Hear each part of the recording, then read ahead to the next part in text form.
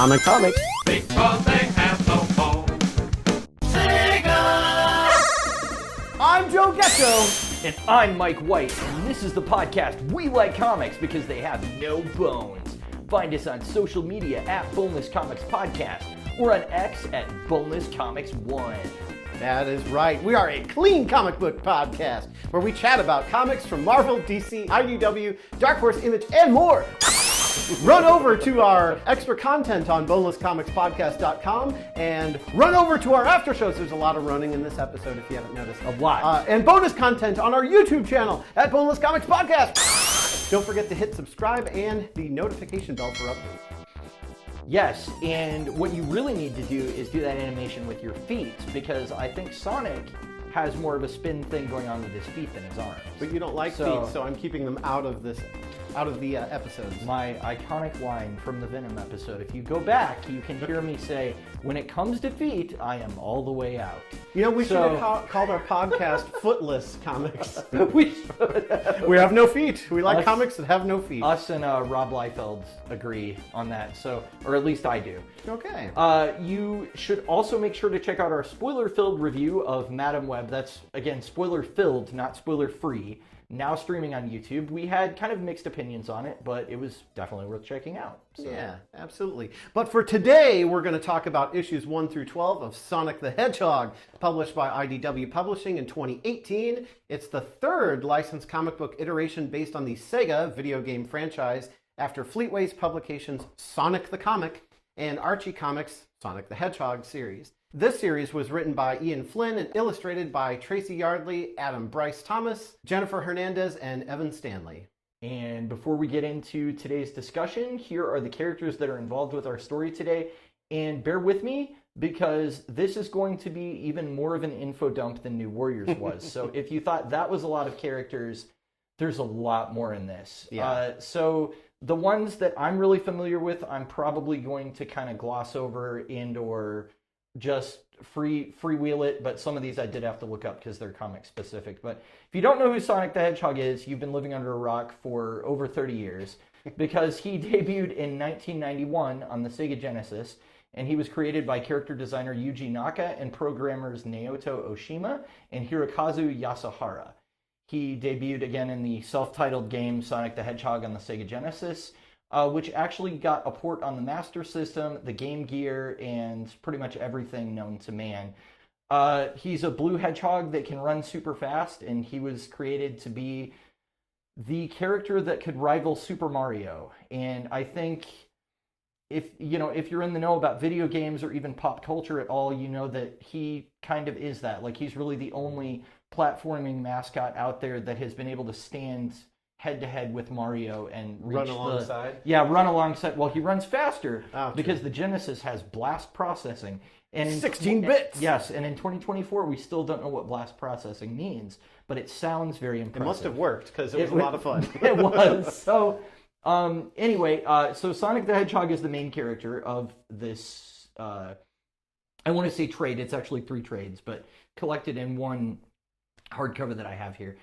And so, yeah, I mean, it's a world of anthropomorphic animals, basically. It was originally called Mobius, was the name of their planet in all of Western media, starting with the cartoons, and then the video games adapted that. But since Sonic Adventure on the Dreamcast, they have abandoned that worldwide, and they just call it Earth. So for the purposes of the comic, I didn't know this until I did research. It's actually just Earth, even though it's very much not our Earth. Yeah, because there's no people. They're all animals. Yeah, well, there's one person, and it is our main antagonist, which is Dr. Ivo Eggman Robotnik. And he was originally called Robotnik in the West and Eggman in the East. So again, this is another localization difference. However, in Sonic Adventure, Sonic gives him the nickname Eggman in the Western localization so that they could line up his name in both areas of the world. They did that in the movie, too. Yeah. Oh, did they really? Because he's an egghead, yeah. So Sonic calls him Eggman to make fun of him. So that way they have kind of both names in there. Yeah, so that's lifted. Okay. That's lifted right from Sonic Adventure, his first 3D game, which was on the Dreamcast. So, yeah, he's a mad scientist. His thing is that he really likes to turn animals into robots. why that's what he likes to do, I really couldn't tell you, but he's definitely like up there with like Dr. Wily and Bowser as like one of the top video game villains of all time. He's very like iconic with his big bushy red mustache and his kind of ha ha ha ha ha like maniacal laugh. So he's always up to no good, and he's normally the main antagonist for Sonic. So He's usually big and round, except in the Sonic movie where he's played by Jim Carrey. Right. But Jim Carrey's was more of like a nefarious villain because he was like an ultra intelligent, like he had, I don't know, 6 degrees, and he was like a robot whisperer kind of thing, where it's like he had all of these robots and machines that he preferred over people, and there was this like assistant that looked up to him and all of this stuff. So it was kind of cool to see like a live version adaptation. Yeah. But Jim Carrey actually played it more of like an egghead than a crazy rubber Jim Carrey villain. Although there is some of that in there, but it fits in the humor. But we can talk about the movie. Separately. I mean, he definitely is a super genius in the games as well, and they've leaned into that more in the modern era where we have longer cutscenes and deeper stories and things like that. Yeah. And I mean, one of the reasons I wanted to look at this comic today is because it's written by Ian Flynn, who wrote the script for Sonic Frontiers, which I actually just finished right before the end of the year. So that got me interested in it, especially remembering that he wrote the Mega Man comic as well. So yeah, there is a little more depth to his character that we see in some of the more modern stuff, but traditionally he's kind of just mad scientist that wants to take over the world. Yeah. So Sonic's sort of kid sidekick, or the Robin to his Batman, if you will, is Miles Tails Prower. And yes, miles per hour is the pun with his name. He is basically a mechanic and kind of the kid sidekick character that tags along with Sonic. He's called Tails because he has 2 tails on the back of him that allow him to fly, and so he has a little bit different ability set than Sonic. Sometimes they portray him as kind of like a scaredy cat, where he's like afraid of danger and stuff like that, and sometimes he's more heroic. His characterization isn't really consistent. But yeah, he's probably the longest, he is the longest running like side character in the Sonic series besides Robotnik himself. So the main antagonists, or the main sort of bad guys besides Robotnik himself, are the Badniks, which are evil robots that Dr. Robotnik has created. They can take any kind of form, from like a giant crab robot to like an octopus to there are even these 2 little guys called Orbot and Cubot that were introduced in, I think, Sonic Colors, one of the games, that are sort of like a Laurel and Hardy like slapstick duo that are doing nonsense in the background while Dr. Robotnik's doing his thing. So, but all the enemies, all the robots that they fight are Badniks. So that's what they're called. And household cleaning robots. Yes. And control panel robots. And robots that do this. It's all about robots. So that this is kind of like, I guess, a side note, but you sent me the interview with Jaleel White, who voiced Sonic in the animated shows in the early 90s, late 90s? Yeah, probably would have been like more mid-90s, honestly. It was when the games were pretty new. Yeah. So he actually says robots at one point. Yeah. And I've heard like 1 or 2 other people like in media say robot before, and so I thought that was just like a translation thing, but I guess there are people like Data and Data. Some people who say robot and some people who say robot. I don't know. Well, the reason Jaleel White made that mistake is because in the cartoon, Sonic would call him Robotnik as an insult. So he was like in the habit of doing that from the performance. So he was like, Robotnik. Oh, sorry, I mean Robotnik. That was like, that would normally be the line for him. So, okay. Yeah, so that's why that happened. That makes more sense. Yeah. We also have Knuckles the Echidna, who is a red Echidna, or Super Chidna, as we would call him back in the day, who kind of has like a dreadlock thing going on. And he is the guardian of the Master Emerald, which is a really powerful emerald that's housed on Angel Island. So it's basically a floating island above the world that Sonic and everybody else lives on, and Knuckles lives there.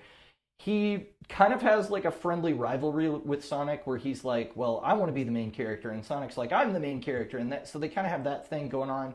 He originally started out villainous, but it's because Eggman, or Dr. Robotnik, which I knew him as at the time, was basically like feeding Knuckles false information, and so eventually at the end of Sonic 3, I think Sonic and Knuckles become friends, and then we have the Sonic and Knuckles game. So and Knuckles has spikes on his knuckles. yes, he has spikes on his knuckles. That's why he's called Knuckles, and he can like climb walls with them and use them to punch. And in the modern games, gets a lot more like kind of brawler mechanics with that. So we also have the Chaos Emeralds are sort of a concept that you need to know about. Basically, they're just they're the Dragon Balls of the Sonic universe. I mean, they're the MacGuffin that if you collect them all, it makes Sonic like super powerful, and he can transform into Super Sonic.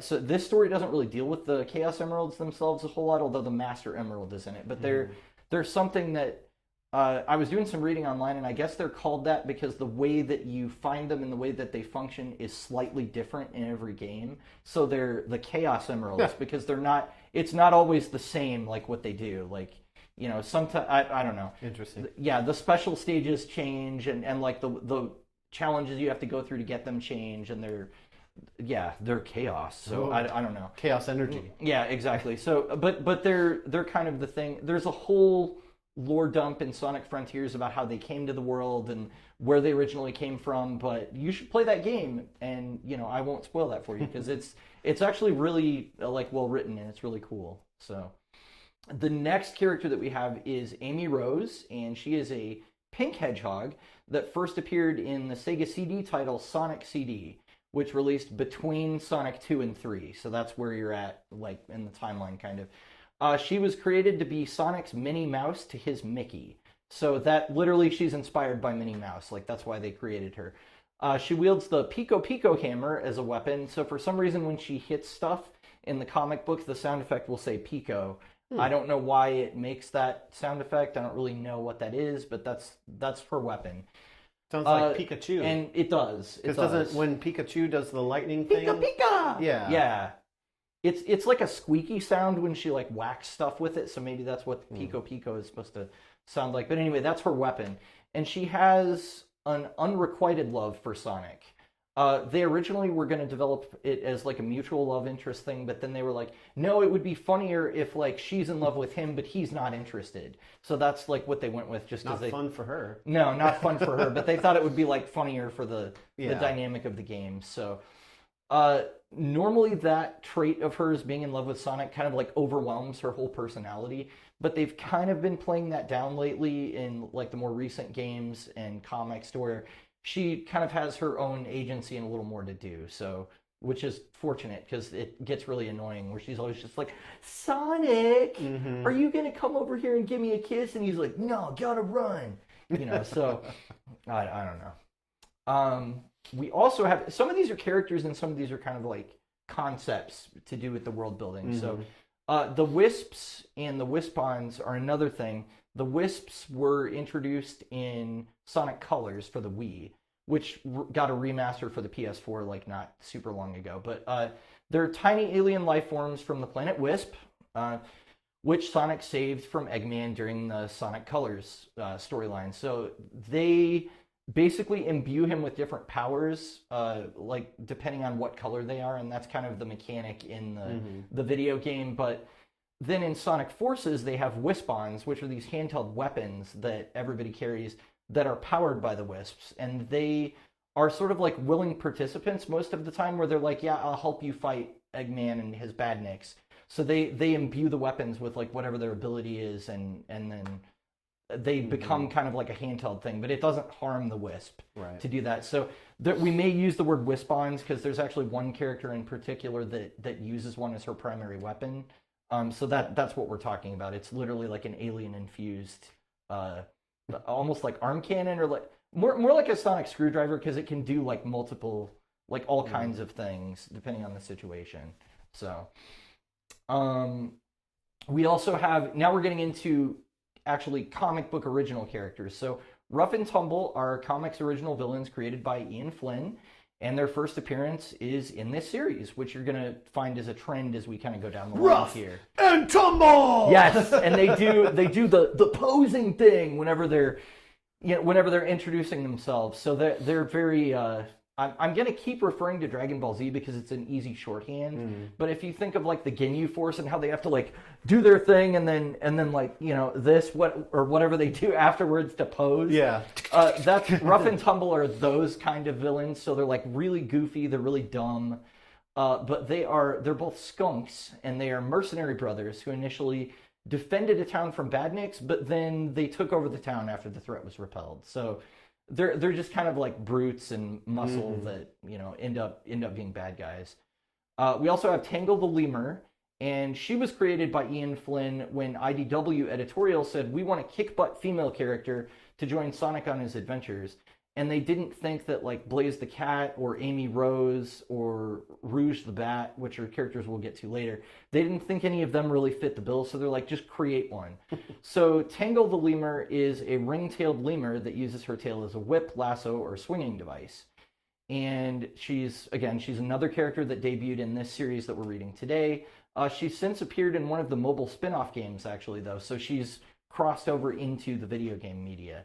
And she's from the village of Spiral Hill, and she'll get further development kind of not in this story. But for the purposes of this story, that's really all you need to know about her is her powers and kind of that she was a new character.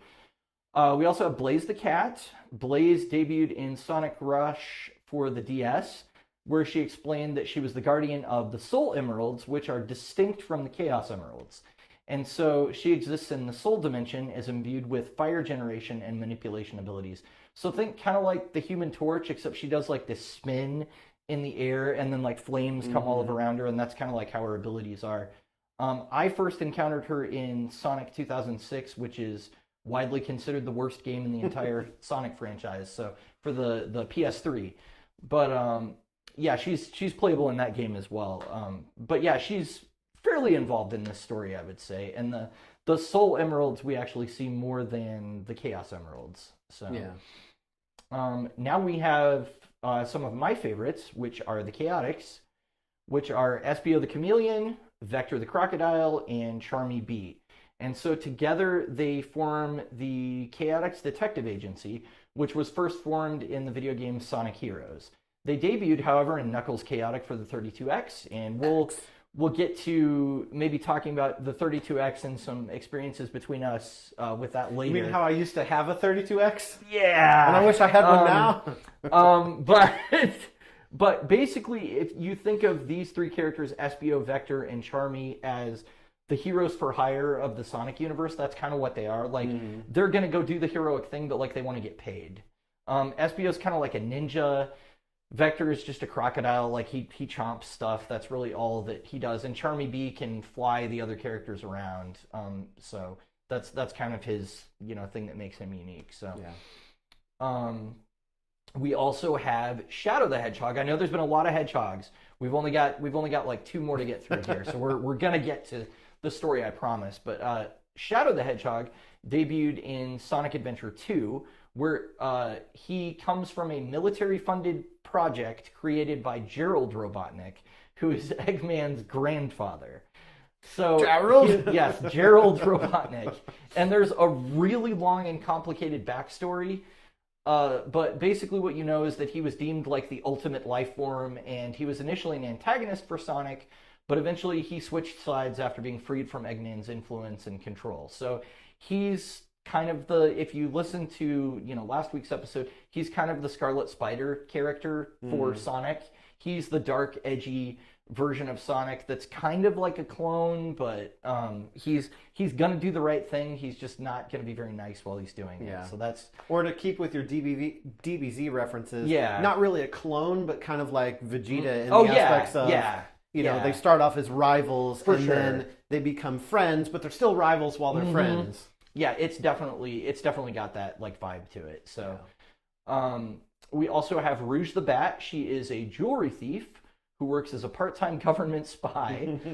She seems mysterious and shady, but is ultimately working for good. And she also might be mildly infatuated with Knuckles. I believe she also debuted in Sonic Adventure 2, but I didn't look into it too deep, so I might be wrong about that. And now we actually come to the main antagonist for this story that we're reading today, which is Neo Metal Sonic. And so he is an evolved and upgraded version of Metal Sonic, which is a Sonic killer robot created by Eggman.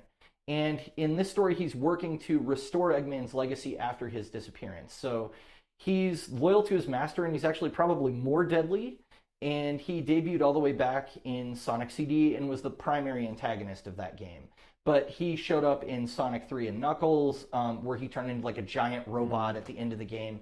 And this comic is going to kind of continue that trend where like he gets upgraded and turns into like a huge robotic monster. So Neo Metal Sonic, actually not to be taken very lightly. Like he might be a bigger threat than Eggman, honestly, because he's probably not quite as dumb. So, but yeah.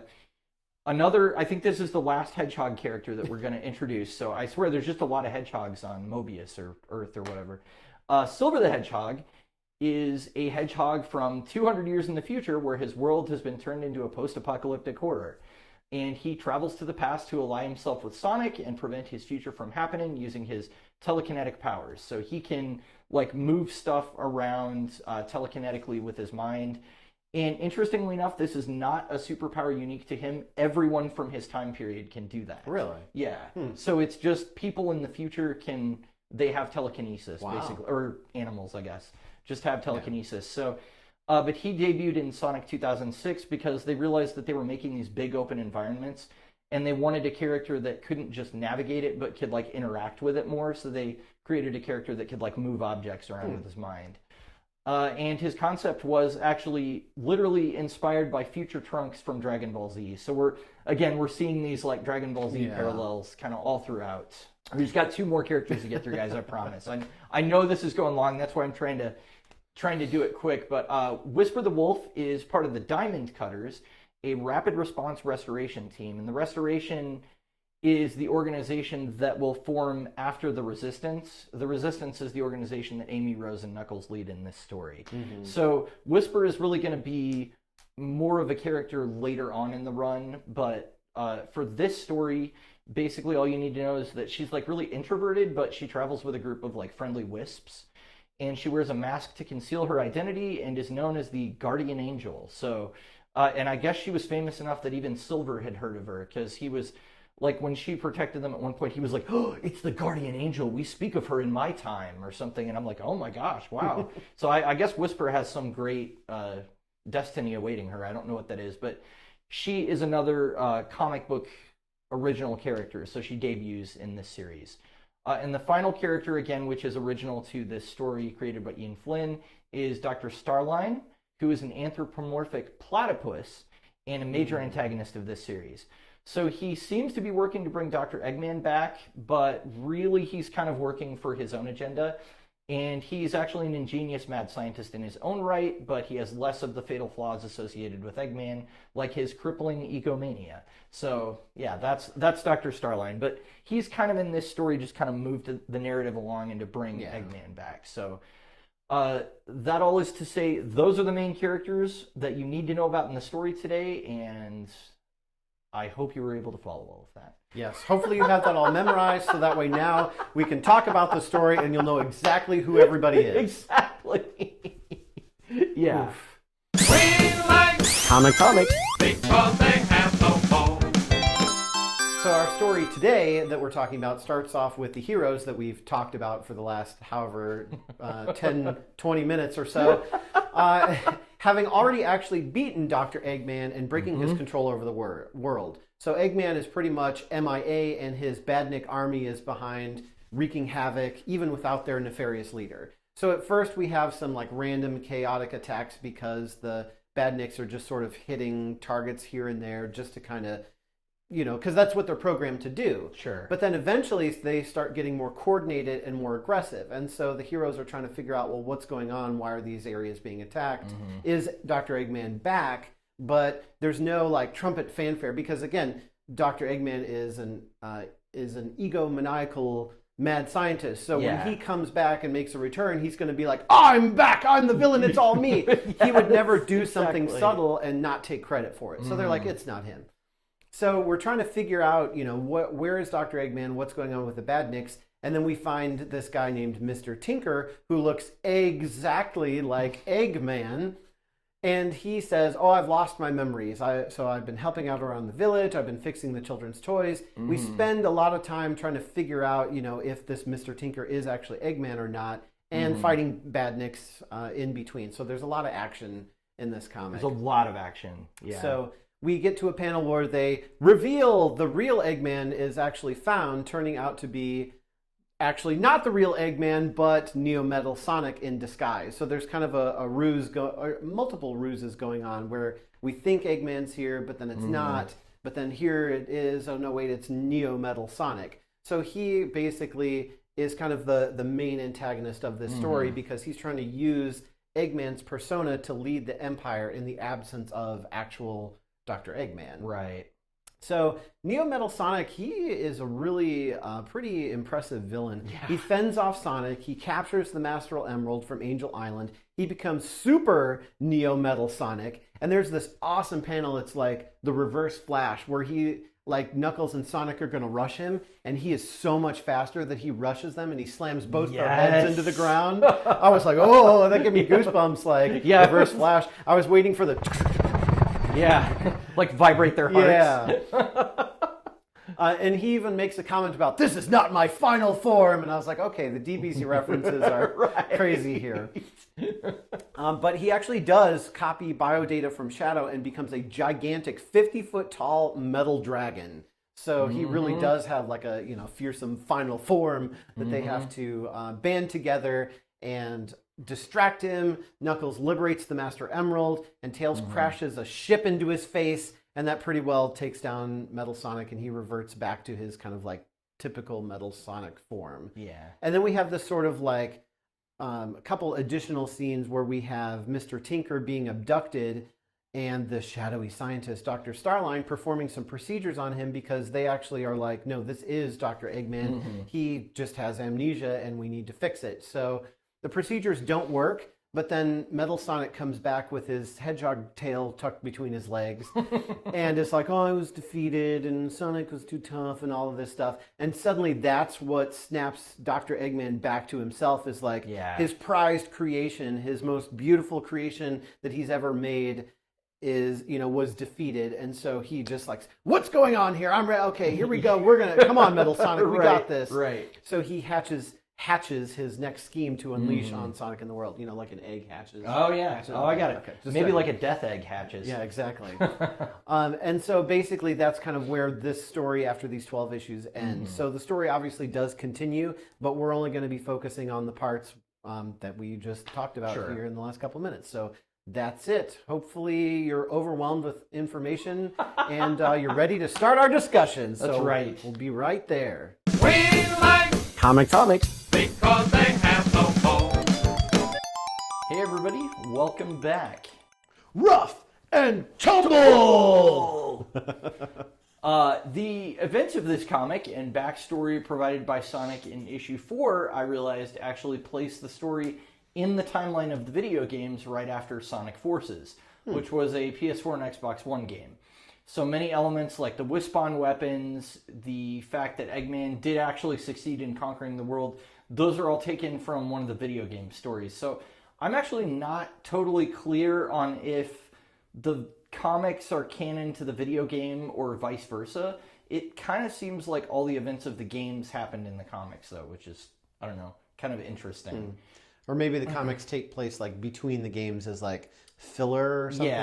Yeah, maybe. I don't know. It's one of those things how many times can Eggman capture the world? How many times can he get foiled and we just keep doing the same thing? It's one of those things that could it really go on like this for so long? Maybe not, but it's really fun to read these stories and play these games and stuff like that. And it's cool that Sonic has more of a story outside the games too, because usually it's all well, the story, whatever. Let's get to the part where I'm platforming and running through hoops and collecting rings, and let's get to the action. Right.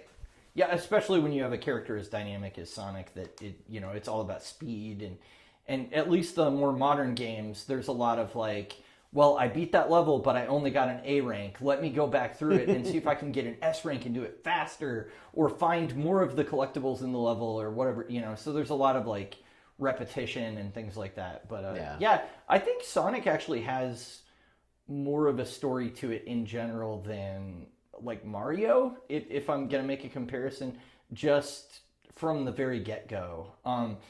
Just the idea that he has this whole like supporting cast of characters around him and stuff. I know that Mario kind of has that with like Wario and Luigi and some of those guys, but I don't think there's as much lore as there is for Sonic. Yeah. So I don't know. It's kind of cool that this property has been one that's succeeded in other arenas than just video games, because it's definitely one that you and I both grew up with. So it's neat to see that it's been so successful here. Yeah, there were a lot of characters in this comic. There are. I didn't really feel like they referenced anything like a particular game or anything that went over my head that was detrimental to the story. Right. So that was cool. I don't know if there were any Easter eggs that, Eggman, eggs, okay. There are. That, players of those certain games would notice or not, but there wasn't anything that I was left there going like, I don't know what they're talking about. Sure. Except for one part where it's at the very beginning, Sonic gives this reference because there's a hammer that says, oh, I knew somebody who put it to good use. You should use this hammer. And it was kind of confusing because I was like, well, who is he talking about? Because they don't really tell you. And then later it sounds like it might have been Amy because she uses a hammer. But then it was like past tense of like, oh, I knew somebody who put it. Yeah. So it was an old hammer or a hand-me-down or I don't know. That was the only thing that like tripped me up. But I missed that reference as well, but I want to say I got 80% or more of the references in the comic. That one I wasn't sure what they were talking about. So it's either a game that was on a system that I never owned, because all the Sonic games that have been on systems I own, I've played them all. But so it might have been like a Wii or Wii U thing, or I know Sonic and the Black Knight was on the Wii. I think I've never played that one. I never owned a Wii, but honestly, I just wrote it off as like maybe it's a reference to old comics. That would be kind of weird too, though, because at this point, we've just changed publishers from Archie to IDW.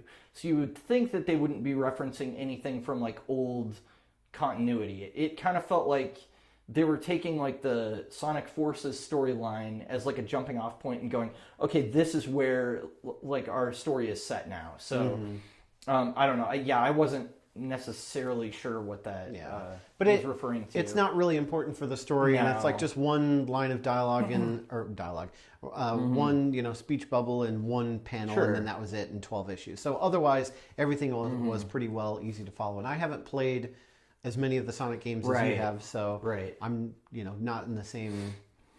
I haven't played Frontiers or any of the others. So yeah, as far as Easter eggs, like you said, there are probably some Easter eggs. There are. There are a lot, but they're almost all done by the artist, not in the dialogue. So like flashback sequences and things like that, they almost always reference things that it's like, oh, when they talk about we defeated Eggman before, they show 4 shots of different like robots that Eggman built. Those are all taken from different video games that actually existed. So it's cool and it's there if you're looking for it as a fan, but you don't need it. It's not gonna change your enjoyment of the story at all if you don't get those references. So one thing I really liked too, as far as like the art goes and like the action that they did in the stories, because we said there was a lot of action in this story where they're fighting off the badniks, and there's a lot of like coordinated attacks between the heroes, and Sonic is kind of like doing his own thing.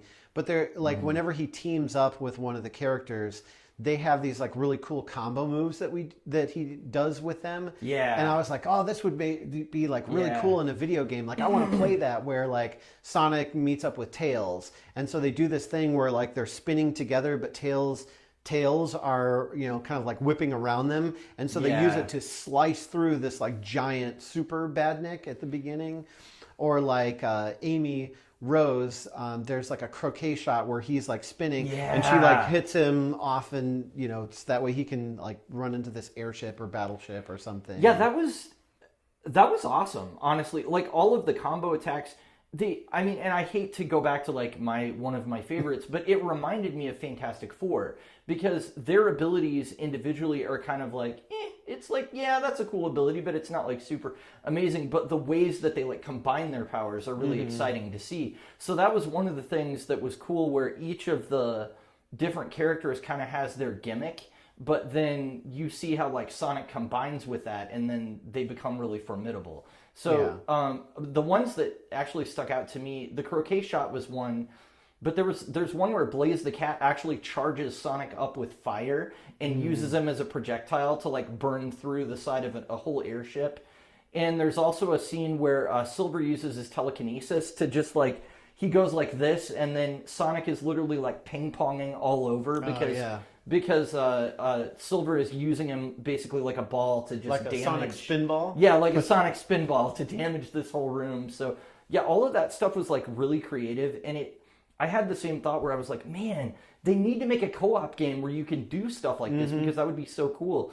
It's just the challenge with this character is always how do you preserve the speed and have two players moving at the same time, and that's always been like I think that's why we don't have a lot of Sonic multiplayer games, because it's really hard to be running at these frame rates and have, I mean, it's probably possible now, but you know, Sonic Frontiers running at 60 or 120 FPS and going through these zones really quickly, and then you have like somebody else with you. It's like, do they just have to keep up, or like how do you make that work? Right. So, or is it a Flash situation where it's like, I'm Barry Allen, I'm the Flash, I'm the fastest man alive, except for, you know, Zoom and Reverse Flash, and, you know, literally every season we have a new person who's faster than me. So I wouldn't want that to happen to Sonic, where he's the fastest thing alive, but then, well, Knuckles can run as fast and he has Knuckles. Tails can run as fast and he has Tails. You know, and we keep adding characters, and it's like, well, what's special about Sonic if everybody has the speed plus something else? Exactly. He's witty and snarky, and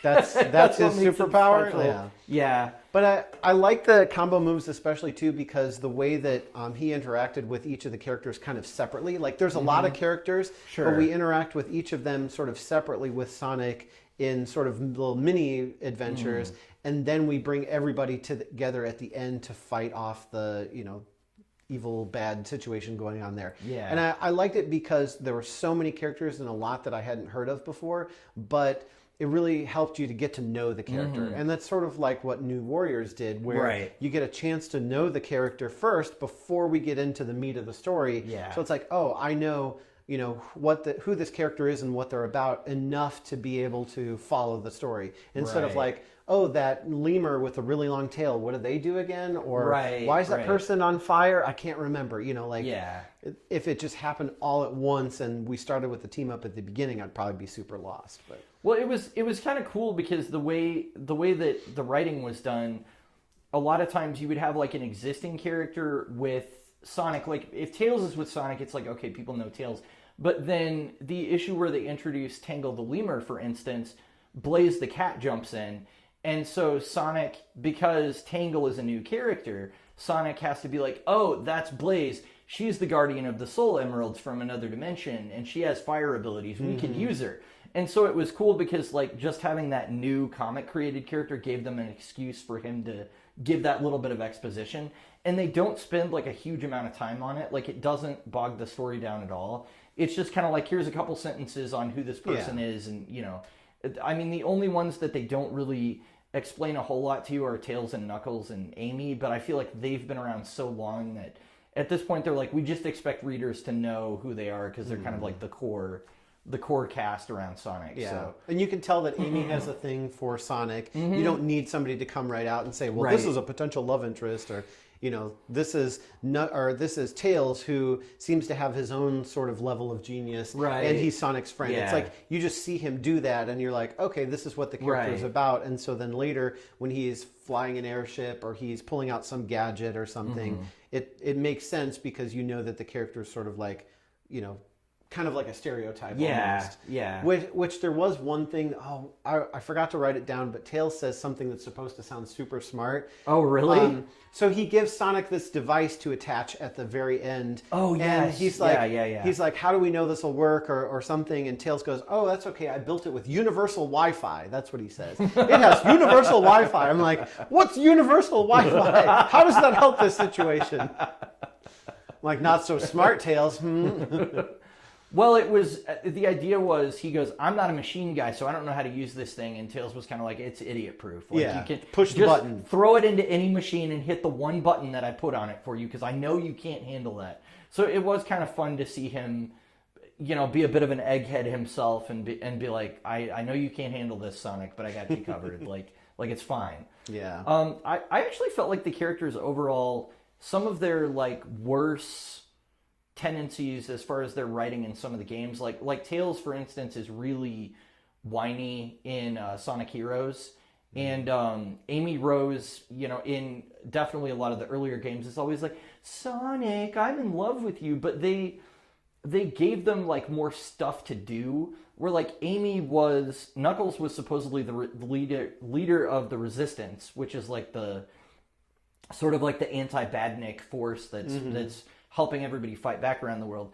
But Amy really kind of took that role on, so it gave her more to do as a character. Where like now she's a leader and she's like actually making tactical plans of all things. Like I think towards the end of the story, she's even going like, okay, here's the plan. You're on this team and you're on that team, and Sonic, you do this with Knuckles while everybody else goes over here. And it was neat for me to see that they're developing her beyond that just like one character trait that she has, because that's something I really enjoyed in Sonic Frontiers, was that like Amy, they actually don't mention that she is in love with Sonic at all for like the whole game. Like it's not a thing. They don't bring it up. It's not like it never happened, but they don't bring it up. She's kind of got her own story that she's going through, and she's trying to like help the inhabitants of this world, and she's very like mission focused. So it was kind of cool that her character in the comic book, I felt, was like written similarly. And of course it's the same writer, so that makes sense. But I was definitely glad, because she's one that grates on my nerves a little bit when they play into the kind of just like lovey-dovey, like, Sonic, I'm defined by you, like, that kind of thing. I'm just like, ugh, okay. Again with that? Yeah, so I was really glad that they didn't do that in this. Well, and that's one of the things that's made Ian Flynn so successful in writing Sonic. And that's actually something we'll talk about when we get to the after show, when we cover the writers. So make sure you tune in to the after show on YouTube to find out more about that. Yeah. But as far as our story goes, I did want to talk about the Resistance some more, because there's this whole thing about Sonic he's resisting joining the Resistance.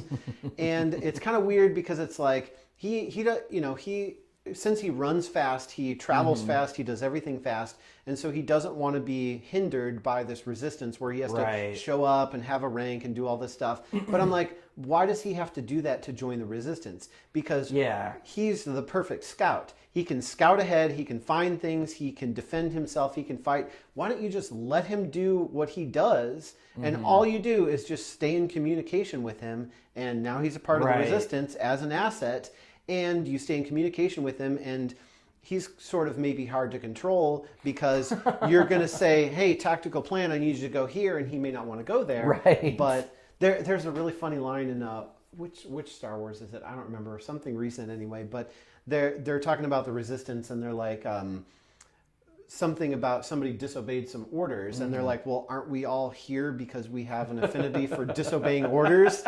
Because they don't want to join the Empire. Right. So it's kind of like with Sonic, it's like, well, if you join the Resistance, and you disobey orders, it's like, well, that's kind of... That's what we're doing That here. makes you a good Resistance person. But anyway, it just seemed like there was a way to make him part of the Resistance. And they hit it a couple times where he's like, no, I'm not going to join. No, I'm not going to join. And then they sort of like drop that and move on to everybody needs to work together. So it wasn't a big deal, but it came up enough that I was kind of like, just join, like just be a scout. You don't have to show up and go, yes, ma'am, anything like that. Just I don't know if this is like a holdover from. This is what came to my mind because I played Sonic Forces. It's not one of the like higher rated Sonic games. I enjoyed it, but what it does basically is, while Eggman has conquered the world, Sonic is missing at the beginning. You create your own like animal avatar character that has a Wispon, and the Wispon is customizable. So you're taking orders from Amy and Knuckles, and they're like telling you what to do. And like the actual Resistance base that's in the comic looks exactly the same in that game. So like it's taken like right from there. But they're basically like your commanders, and you're going, when you go to the levels, you're going on like these missions for them basically.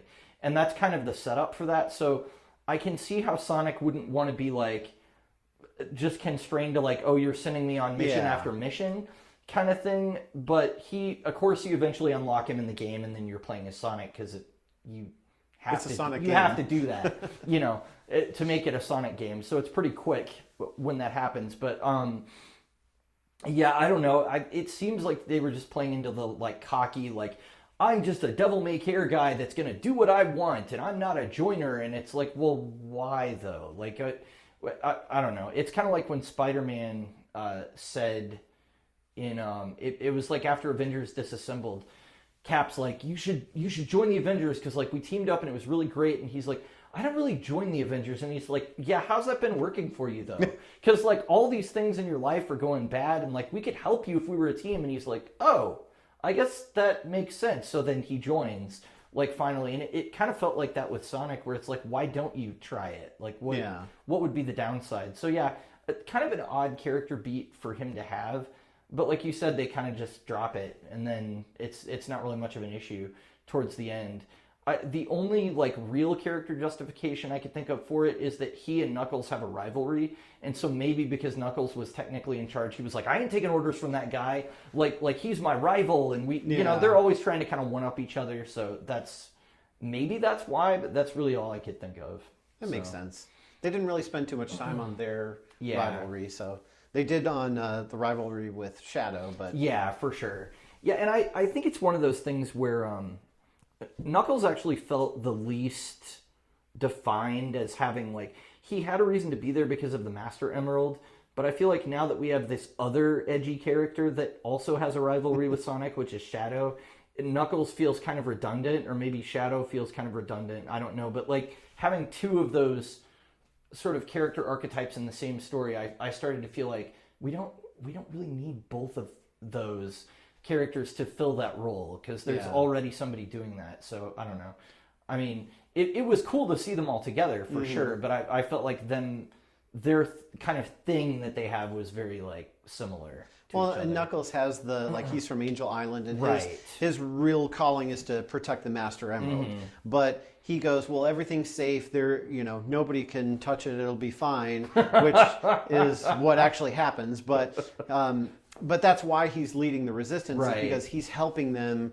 So he's kind of got, like, I think that's the angle that we focus on more so, is that he's the leader of the resistance, but he's really the protector of the Master Emerald, who is helping out people on Earth to get rid of, all of Eggman's bad mix and all of that other stuff. And then that's why at the end of the story, skipping ahead, he basically retires from being the leader of the resistance, and he's like, I'm going to sit here on this emerald and no one's going to touch it.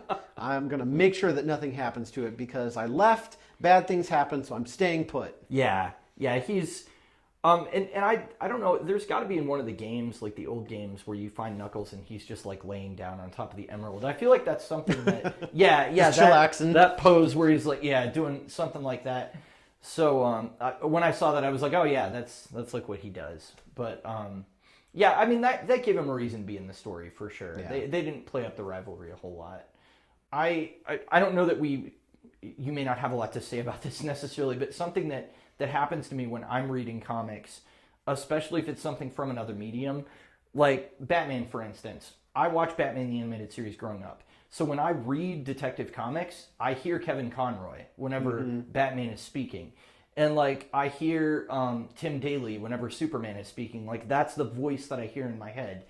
And so for this, because I did watch the cartoon when I was a kid, whenever Sonic's talking, even to this day, and we've had plenty of like games where he has voice acting, I still kind of hear Jaleel White's performance in my head. Like that's what I associate with the character. And there were two animated series when we were growing up, actually. There was The Adventures of Sonic the Hedgehog, which was a more comedic thing that had just kind of like slapstick hijinks and stuff. And then there was Sonic the Hedgehog, which was like the more serious one, and like Mobius is like this dark place where Eggman's almost taken over, and I don't know, I think there was a character named like Bunny Rabbit that was like half assimilated into a robot, but the other half of her wasn't, and stuff. And so that was the Jaleel White show though, and that's my memory of the first time I heard him speak. So yeah, there's been a lot of different Sonic voices over the years, so I think in my head it was kind of just like a mix of all of them. Although I had watched the first and second Sonic movies recently. Oh, nice. So might have borrowed some voices from there, except Idris Elba as Knuckles, because it it works with what they did in the movie, but in the comic it didn't work at all. That seems very strange. Yeah. Well, because he was a lot more serious, and he was the sort of like Drax character who takes everything literally and is very serious and kind of stoic. So, does he say? I mean, does he keep the British accent that Idris Elba has? I mean, does Knuckles sound like British? Did he? I think he did. I think it was Idris Elba's voice, but just more serious sounding. Sonic, we are going to have to fight now. I am going to help Dr. Robotnik because you are evil. You know, just kind of like Right, yeah. That's my best impression. That's funny. The line of his I always remember is Pacific Rim, where he goes, "We're canceling the apocalypse," and and he like cocks this gun and gives this big inspiring speech. Yeah. Wow, I did not know that was Idris Elba. Who does Sonic's voice in the movie? Do you know? Is it not somebody that's like a name? I looked it up, but I honestly don't remember. I think it's somebody who does a lot of animated voice work. Well, good. Maybe more modern stuff that we haven't really, or at least I haven't watched. Maybe people with kids have watched. I don't know, but I'm kind of glad to hear that, because I feel like voice acting and acting don't have to be completely separate disciplines, but there are definitely people that is their main acting instrument, and they're able to do stuff that like an on-camera actor just can't do. Like, I mean, Mark Hamill is like the obvious example where like he transforms his voice into a totally different thing to do the Joker. Like, that is not what Mark Hamill sounds like. That's not what he acts like.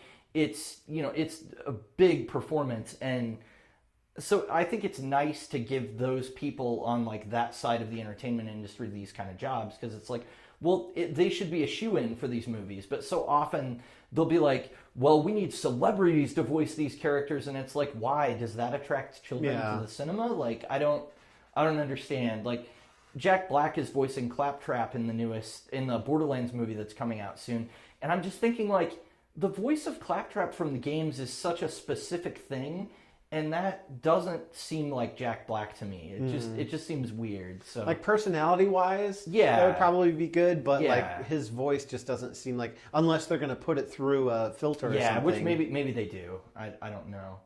But yeah, that's another weird thing that's happening in 2024. Borderlands has a movie coming out. Yeah, but. Is there a Borderlands comic that we could review?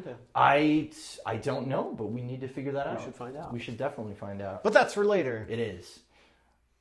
So I know that you've played definitely all the early games and stuff. Mm-hmm. Did Sonic's personality and kind of the tone of the comics line up with what you would have expected for this world and those characters? And I guess as sort of an addendum, were you surprised that Sonic kept like sparing his foes and stuff? Because in the games, it's like, let's kill Dr. Robotnik, basically. 3 hits and then... Exactly, yeah.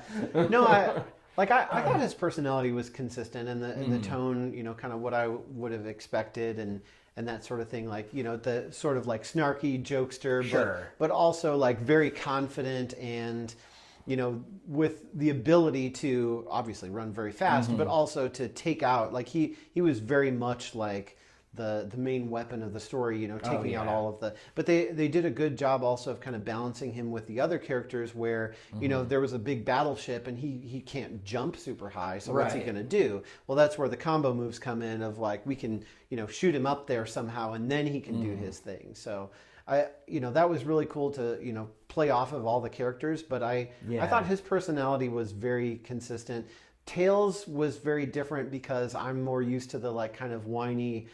he gets hit and he goes down and comes back, like sidekick, where he's not really capable of anything except for like the helicopter thing with his tails, and he can help there.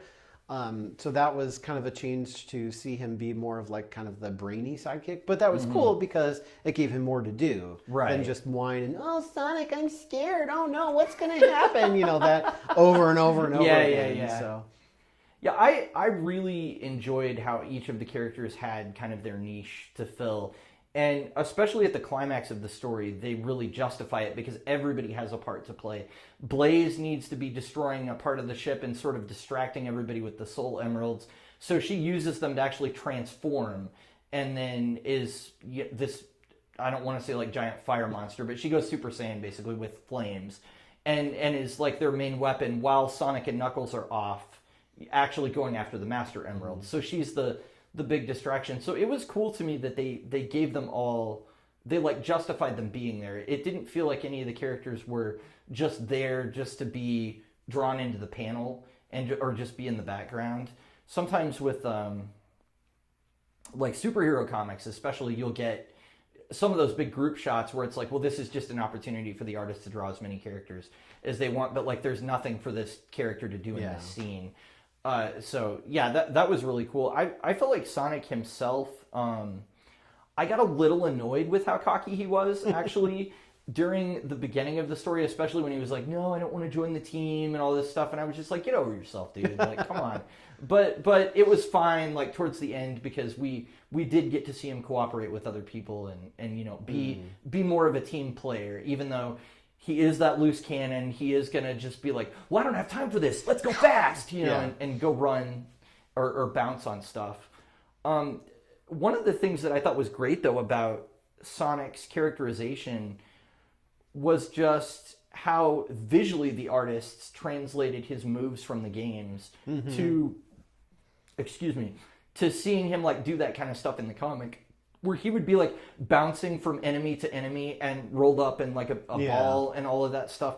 I was like, wow, that's so cool that they're actually like conveying that sense of like motion and everything that you get in the games, and the kind of bounciness of the physics of them and everything. And for a page that doesn't move at all, like I thought they did a really good job of translating that into the action in the comic book. So it was just nice to see that even though, you know, we're not looking at something animated, it still felt really dynamic, and he still felt like a very lively character. You know? Yeah, so, and a very fast character. Like you got the sense of he was moving much faster than any of the other characters without doing kind of the typical stuff where it's like you see in cinema where everybody's moving like extremely slow, and he's just standing there like, okay, what shall I do first? Well, I guess I'll go over here and do that, you know, like that weird kind of cinema thing.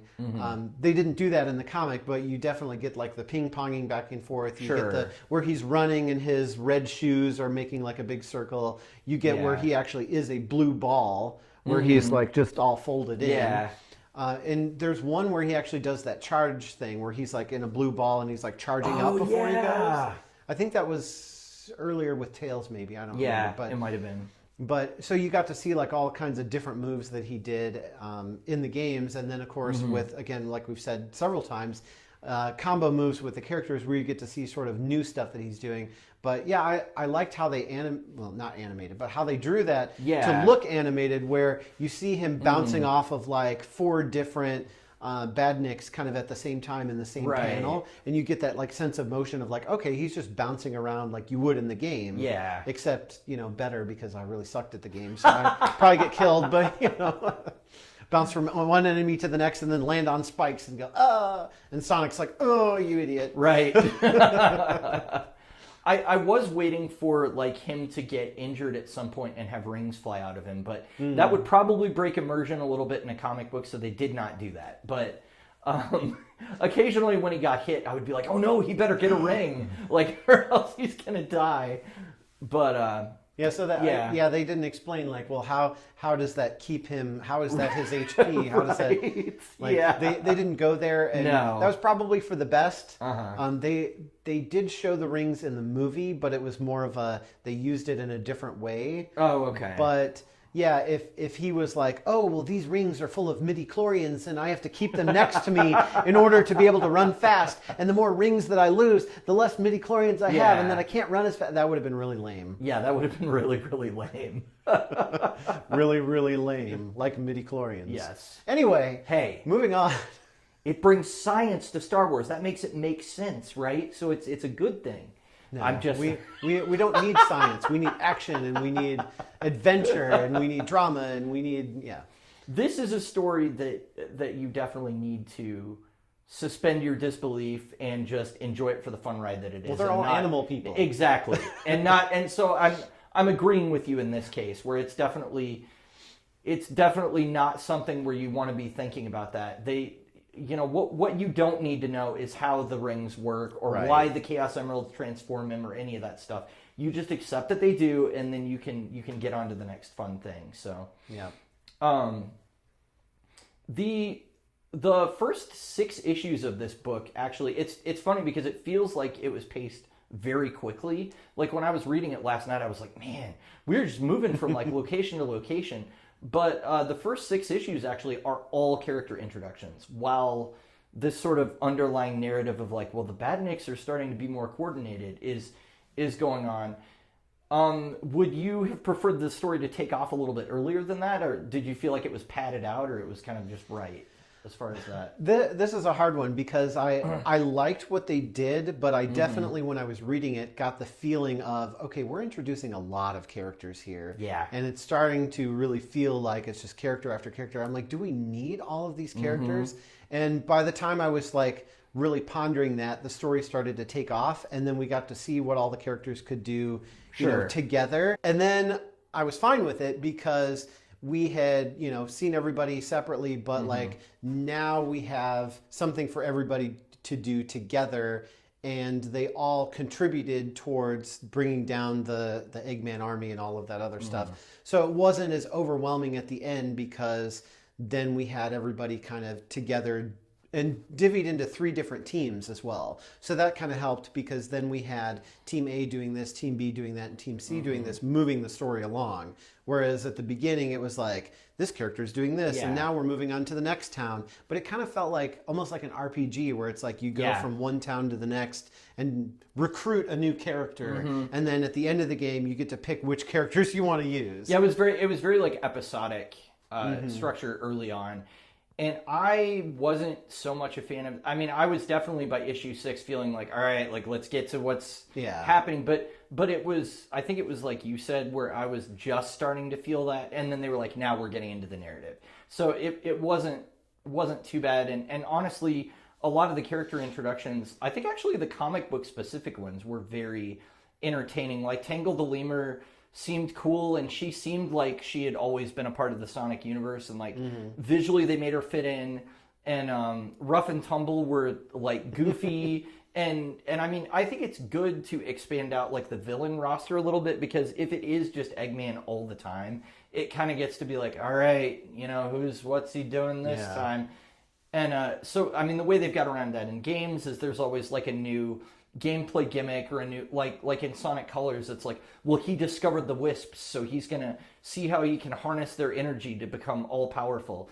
And meanwhile, Sonic is using them by like actually talking to them. Like Tails builds a translator so that they can communicate. And then they're like, oh, we'll help you because this guy is like basically imprisoning us and experimenting on us. So they give them different like narratives to go through. But I was kind of glad that it was mainly Metal Sonic and not Eggman for most of the story. The thing with Mr. Tinker, like where Eggman had lost his memory and he was just fixing everybody's stuff, I was like, this is actually, it's hilarious, and it's actually like kind of cool. Like, oh wow, like let's sideline him and just let him be a good guy, basically, where he's just helping people and he's so generous and nice and everything. And I thought that was kind of a fun little side thing for them to do. Yeah. They could have really taken that further and had him be the nice guy for so long that, you know, when he does go bad, like, it's one of those, like, where he just destroys, you know, all the good things that he created. And that would have been really devastating. So maybe it's good that they didn't go that far. I don't know. It would have been, from a character standpoint, it would have been interesting for him to maybe have some kind of hesitation. Like what the characters on Dark Matter, that sci-fi show, where like they were prisoners, but they lose their memory of being criminals, and then they're trying to kind of be good people, but then they discover like, oh, we were actually these terrible people before we lost our memories. Like, I kind of felt like that with Eggman, where I was like, would it be interesting to really explore who he could be with his intellect without like the evil egomaniacal side of it and everything? So they kind of delved into that a little bit, but I would have liked to see more of that, because I find that kind of stuff interesting. Yeah. So, I guess as far as the question of like, were there too many characters or whatever, I felt like there were until I felt like there weren't. So it was, I felt like there were too many when we were introducing them all, but when we got to the whole team coming together, I was like, oh, this is like Justice League. Like everybody is coming together. They're using their powers to take down the Legion of Doom, which consists of, Neo Metal Sonic, Rough and Tumble, and Dr. Starline? Dr. Starline thing. I was going to say Slipweed, which is not even remotely his name. So I'm glad that you remembered it. Of course, I read this yesterday, so it's super fresh in my brain. But yeah, Dr. Starline. I thought he was like kind of an interesting villain too. Like I know just from looking up stuff online that he's going to continue to be a threat. And actually maybe worse than Eggman, like further down the line. So I was like, that actually would be kind of like interesting to read, to see Sonic go up against somebody else that, is not Eggman. So Yeah. I don't know. Yeah. So as far as you were saying, too many characters until it wasn't. Yeah. I was thinking that he took it right up to the edge of where it was going to be too much, and then switched gears at the right moment. So Yeah. So it's like you kind of felt that, but then he changed Yeah. it. So that was good writing, I think, to be aware of that and to change it. Maybe cut it off like one character ago, but at the same time, like all the characters were cool. There weren't any characters that were like, well, that one was lame. Why are they in the story? So which I think maybe if you were going to trim out anybody, it would maybe be Whisper the Wolf, just because she didn't have a whole lot to do other than she saved Silver and Sonic in one issue, and I think she was blasting with her wisp on or whatever. Yeah. But I don't know that it was the feeling of like, well, this is a character that we're going to do stuff with later, especially because they created her for this series. Right. And that whole Guardian Angel thing, it's like we didn't really need that necessarily. No. So, yeah. Yeah. Well, I guess, should we then transition into talking about our final thoughts for this and summarize all of our feelings about this comic book of Sonic the Hedgehog?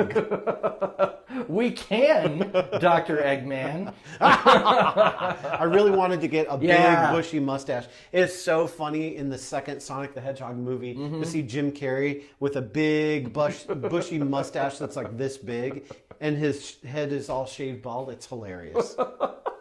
I really need to watch those movies. I've really heard good things about them. I think initially I stayed away just because I was like, I don't know, it's another let's bring our favorite characters into the real world, and I don't want to see that again. Like I've seen Smurfs, I've seen whatever else. The first movie definitely has that vibe to it, although it's different enough that it's fun because it's Sonic. Sure. And the whole thing about what he uses the rings for is interesting. But the second movie, like you have to watch the first one to really know what's going to be going on in the second one. So it's not that it's bad, but I definitely enjoyed the second one better. Oh, that's good. All right. So anyway, back to final thoughts. Yes. We like Comics.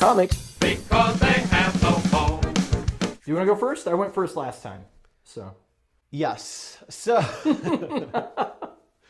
final thoughts. I'm going to give this one just right out of the gate a 4 out of 5 because I really enjoyed it. I had a lot of fun with it. And yeah, I mean, there were a lot of characters in it, but like we kind of said, he introduced the characters kind of one at a time so you could get a feel for each one and then brought them all together at the end for an adventure where they got to, all take part, equally, which was really cool to see. And then also just having this kind of like almost expanded universe of Sonic where we get to do more than you would do in a game where, the story has to service the gameplay. Well, whereas here in the comic book, it's like you can tell any story that you want to. So characters have a lot more personality, they have more development, and we got away from the sort of stereotypes in some of the earlier games where it was like, Tails is always just like afraid and Knuckles is always just broody. And it's like they have one character trait and that's it. And that's what defines them. They got fleshed out a little bit more. So that was cool to see. So yeah, I really enjoyed it and had a lot of fun with it. So 4 out of 5 is going to be 4 out of 5 bananas.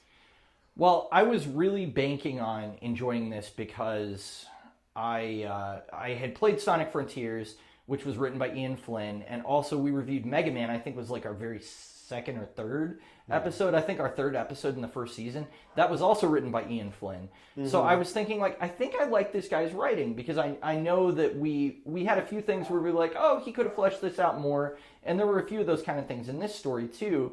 But overall, it was like this was just fun to read, and I really got the same experience here where I'm like, I can really tell that the writer is somebody that is a big fan of the property. Like, he understands the characters, he understands what works about them, but he's also able to adapt it to the medium that he's working in, which is comic books. Yeah. So I mean, like you said, like, the narrative can really be whatever, because it's a comic book now, so you don't have to justify, like, well, why are these power-ups here that Sonic's using? Oh, they're wisps from another planet. Like, he can literally just take all of that lore and do whatever he wants with it. And honestly, it made me want to read more. Like, I was just kind of like, this makes me want to continue, because it's really cool to see these characters that I grew up with in the 90s actually go through an engaging story and all have something to do to contribute.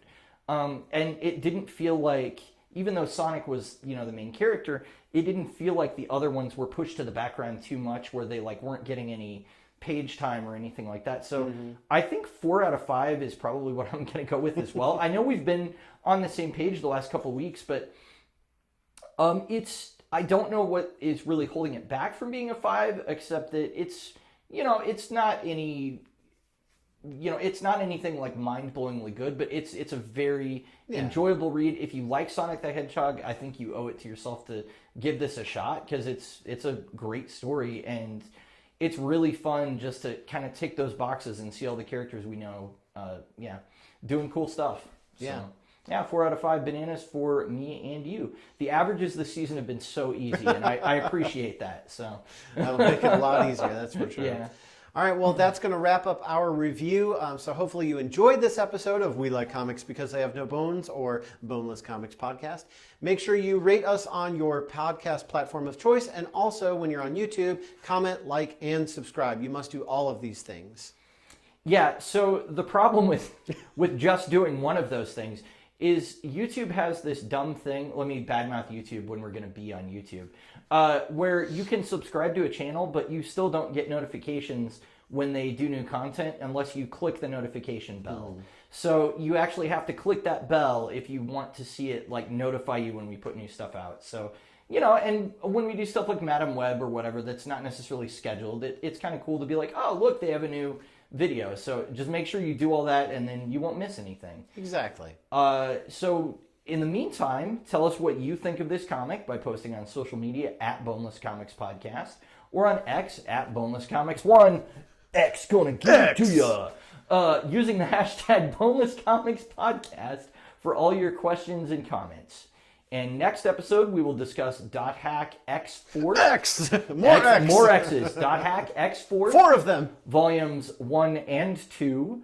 And published by Tokyo Pop in 2008, written by Hiroshi Matsuyama, also known as Pyros III, and penciled by Megane Kikuya. Yes.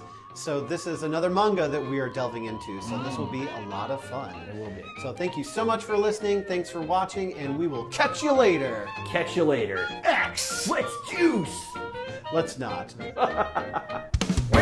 like Comics. because